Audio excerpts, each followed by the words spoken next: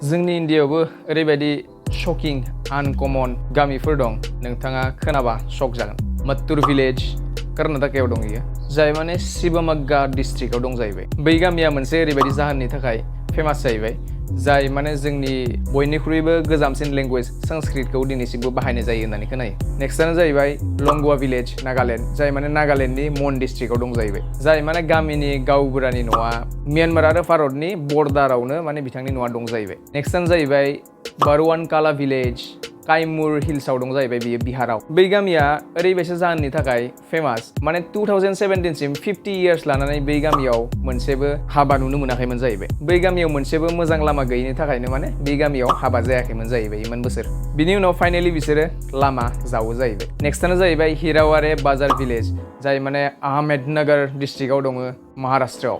खोनानो मोननाय बायदिबा बै गामियाव 50निबो सायाव माने मिलिनियार्सफोर दं जाहैबाय जाय माने करोड़पति नङाबा लाखपतिजों होनजायो। बै गामिया गावसोरनि इरिगेसन सिस्टेम आरो धन सम्पद सामलायनायनि सिस्टेमखौ लानानै बेसेबांबा फेमास। नेक्स्टआ जाहैबाय खनमा भिलेज आरोबाव नागालेण्ड। बै गामिया ओरैबायदि मोनसे जाहोननि थाखाय मुंदांखा मानो होनोबा बिसोरनि गामिया आगोलनि समाव बेसेबांबा शिकार खालामोन मैहुराव थाङोमोन जाहैबाय। बिनि उनाव बै गामिखौ फार्स्ट ग्रीन भिलेज होननानै मिथिजायो मानो होनोबा बिसोरो ओरैबायदि मोनसे स्टेप लादो बा बिबान लादो जों ओरै होनजायो अरनबारिफोरखौ माने सेभ खालामनायनि मोनसे स्टेप